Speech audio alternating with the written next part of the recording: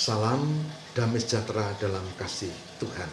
Berjumpa kembali dengan saya Pendeta Lukas Eko Sukoco dari Padepokan Diakonia Mitra Kinase GKJ Purworejo.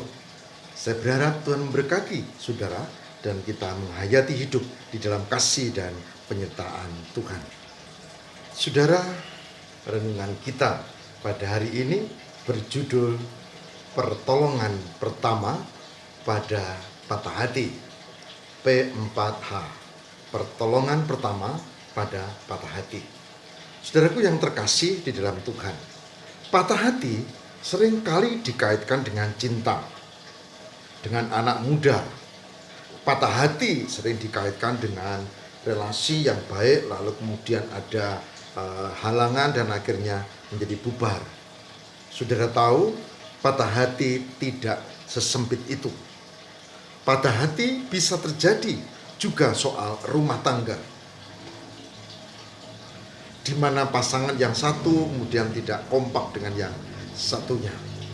Patah hati bisa terjadi di tempat kerja, karena kita tidak mendapat apresiasi dalam bekerja dengan baik, kemudian akhirnya menjadi beban, luka yang menumpuk dan akhirnya menjadi kurang bagus.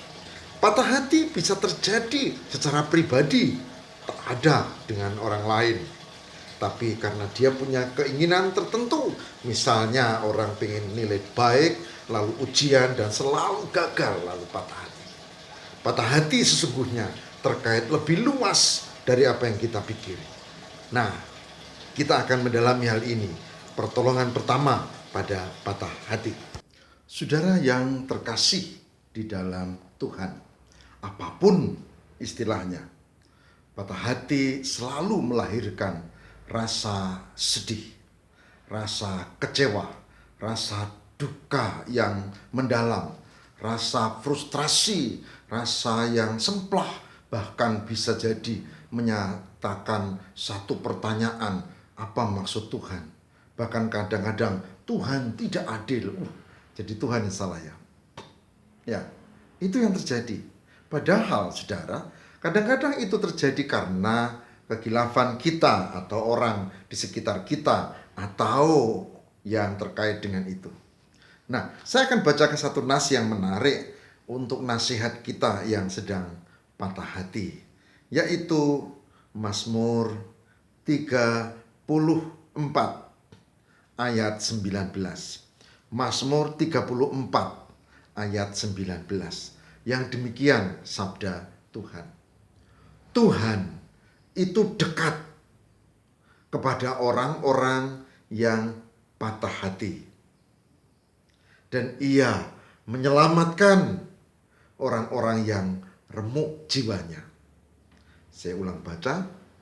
Tuhan itu dekat kepada orang-orang yang patah hati, dan Ia menyelamatkan orang-orang yang remuk jiwanya.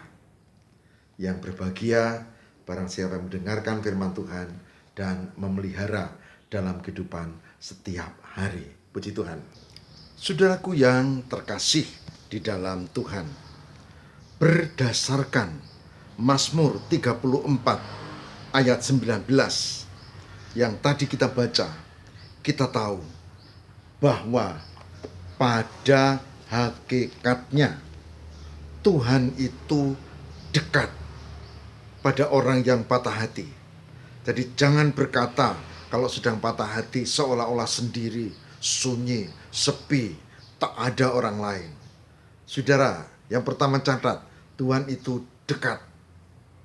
2, Ia menyelamatkan. Dia ambil bagian untuk menolong kita, menyelamatkan orang yang patah hati. Jangan berkata, Tuhan kenapa ini terjadi? Oh, kenapa Tuhan membiarkan ini? Oh, kenapa? Oh, apa salahku Tuhan? Wah, Tuhan itu dekat dan Dia mau menyelamatkan kita. Orang-orang yang remuk jiwanya, Tuhan mengetahui kondisi kita lebih dari yang kita tahu. Saudara, jika Tuhan dekat pada orang-orang yang patah hati, dan ia menyelamatkan orang-orang yang remuk jiwanya. Lalu apa yang kita mau lakukan? Berdasarkan Mazmur 34 ayat 19 ini, apa yang kita mau sarankan? Entah itu buat saya, buat kita, buat saudara kita, buat sahabat atau teman kita, atau siapa yang kita kenal yang sedang patah hati. Apa yang kita mau buat? Saudaraku, berdasarkan ayat ini saya mengajak, yang pertama adalah bahwa rasa patah hati, sakit hati, semplah, duka, kecewa, jengkel, putus asa, bawa semua kepada Tuhan. Itu catatan pertama. Kenapa dibawa kepada Tuhan? Kenapa tidak ditulis di FB saja, atau Twitter, atau Facebook, atau WA, status, atau apa gitu? Kenapa kepada Tuhan? Jawabnya adalah karena Tuhan itu dekat dengan orang yang patah hati. Bawa kepada Tuhan dan serahkan kepada Dia. Tuhan, bagaimana ini? Mengapa?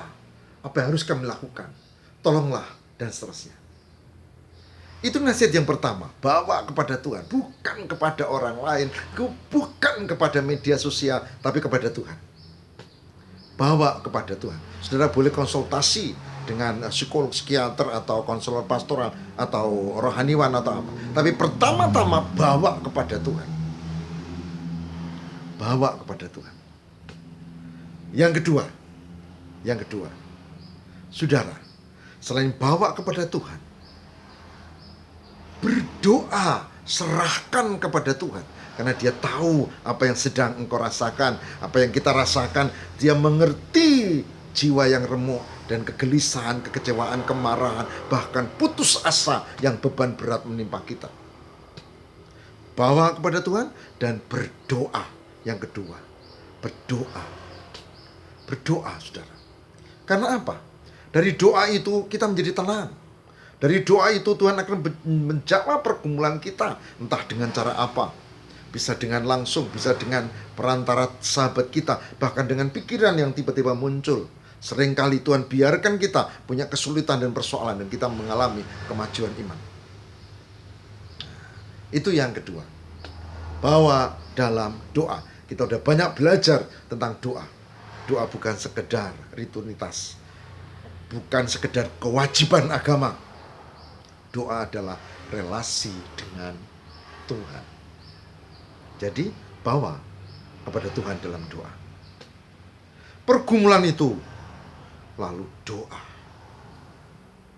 Yang ketiga, bila sedang patah hati, maka pertolongan pertama selain bawa kepada Tuhan, kita ceritakan pergumulan, dan itu wujudnya melalui doa. Maka yang ketiga adalah arahkan pandanganmu ke depan, bukan ke belakang.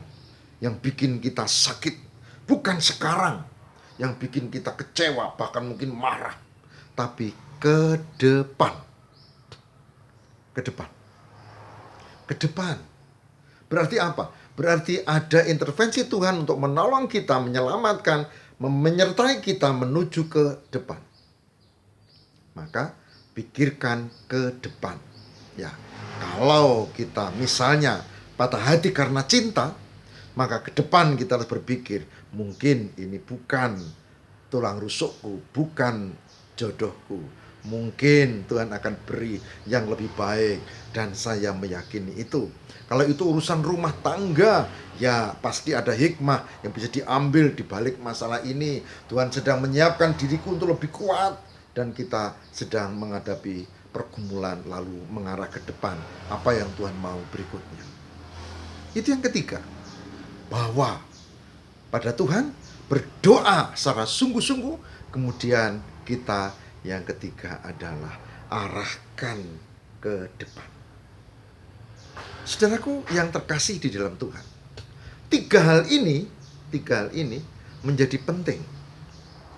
Buka pergumulanmu di hadapan Tuhan, ceritakan semua, curhatmu pada Tuhan, lalu berdoa, doa, relasi dengan Tuhan, dan arahkan ke depan, bukan ke belakang, bukan sekarang. Saudara, yang terakhir, yang keempat, saudara, Jika kita lakukan itu, curhatnya kepada Tuhan, lalu yang kedua doa, lalu arahkan ke depan, maka yang keempat adalah ampuni orang-orang yang membuat kita patah hati.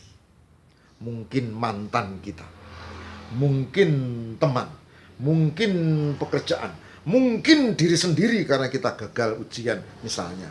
Mungkin kita menyalahkan siapa? Ya, yang keempat adalah ampuni. Karena Tuhan mau kita diperbarui, kita diampuni, dan kita harus mau mengampuni orang yang bersalah kepada kita. Tenang, bukankah kita juga punya salah? Kalau itu dilakukan, saudara, saya percaya Tuhan akan memberkati kita. Bahkan Alkitab tadi dikatakan di dalam Mazmur 34 ayat 19 tadi disebutkan bahwa Tuhan akan menyelamatkan kita, dan Dia dekat, Dia tahu jiwa kita yang remuk, Dia akan angkat dan Dia akan tolong kita punya masa depan yang lebih baik. Oleh sebab itu, yang paling akhir, hindari jika sedang patah hati melakukan tindakan tanpa pikiran, tanpa iman, bahkan hal-hal yang destruktif atau merusak. Misalnya, begadang, rokok, mabuk-mabukan. Tidak. Itu tidak menyelesaikan masalah, itu akan membuat makin terpuruk dan akan makin tidak bisa bangkit. Hindari segala bentuk kegiatan pikiran, apalagi perilaku yang tidak benar. Ini nasihat umum. Ya. Tapi kalau kita mau lebih baik di dalam Tuhan, justru ini bisa diambil hikmahnya, lalu merancang apa yang kita mau ke depan, dan kita serahkan di dalam Tuhan, supaya Tuhan menolong kita untuk punya masa depan yang lebih baik. Saudara, Tuhan memberkati, selamat berjuang, ya, dan tidak hanya buat diri, tapi orang-orang sekitar kita. Pertolongan pertama pada patah hati, P4H, lakukan, dan Tuhan yang menolong. Amin. Mari kita berdoa. Tuhan, terima kasih. Hari ini kami belajar tentang kasih dan kesetiaan Tuhan. Kami harus melakukan pertolongan pertama pada patah hati dengan cara seperti yang Tuhan kehendaki. Bawa pergumulan, curhat kepada Tuhan, berdoa dengan sungguh-sungguh, berelasi dengan Allah. Juga merancang, arahkan ke depan, bukan ke belakang, bukan saat ini, bukan ke belakang yang penuh kegagalan, bukan saat ini yang menambah kekecewaan, tapi ke depan, karena Tuhan akan tolong dan berkati.